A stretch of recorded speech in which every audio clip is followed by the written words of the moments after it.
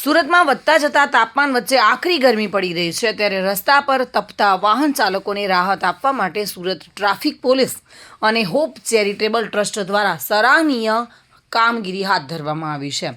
Y junction ખાતે traffic signal પર ઊભા રહેતા લોકોને શેરડીનો ઠંડો રસ અવિરત આપવામાં આવી રહ્યો છે અને આ કાર્યક્રમમાં 500થી વધુ ગ્લાસ શેરડીનો રસ વિતરણ કરવામાં આવે છે, જેને લોકો તરફથી ખૂબ જ પ્રશંસા મળી રહી છે.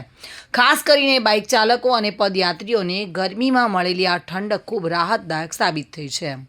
પીએસઆઈ SF ગોસ્વામીએ જણાવ્યું હતું કે આકરી પડી રહેલી ગરમીમાં ટ્રાફિક પોઈન્ટ પર ઊભેલા લોકોને થોડીક ઠંડક આપવાના હેતુથી આ પહેલ હાથ ધરવામાં આવી છે. હોપ ચેરિટેબલ ટ્રસ્ટ સાથે મળીને શહેરના અન્ય વિસ્તારોમાં પણ આવું જ વિતરણ ચાલુ કરવાની ઈચ્છા છે, જેથી લોકોમાં ડિહાઇડ્રેશનના કારણે થતા પ્રશ્નોને અટકાવી શકાય.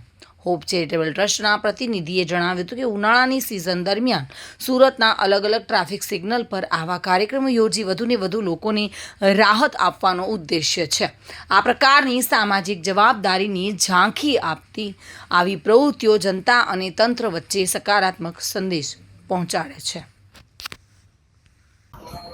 સુરત શહેરમાં હાલનું તાપમાન 39થી 41 ડિગ્રી હોય અને 41 ડિગ્રી તાપમાનની વચ્ચે સુરત શહેર ટ્રાફિક પોલીસ અને હોપ ચેરિટેબલ ટ્રસ્ટના સંયુક્ત ઉપક્રમે જે પ્રજાને તાપમાં સિગ્નલ પર ઊભા રહેતા જે ગરમી લાગી રહી છે એમાંથી બચવા માટે અમે એમને એક રિફ્રેશમેન્ટ માટેનો પ્રયાસ કરેલ છે અને શેરડીના રસનું વિતરણ આ સંસ્થાના માધ્યમથી કરવામાં આવે છે. સુનિલ ગાંજાવાલા સાથે bureau report, today Gujarati news.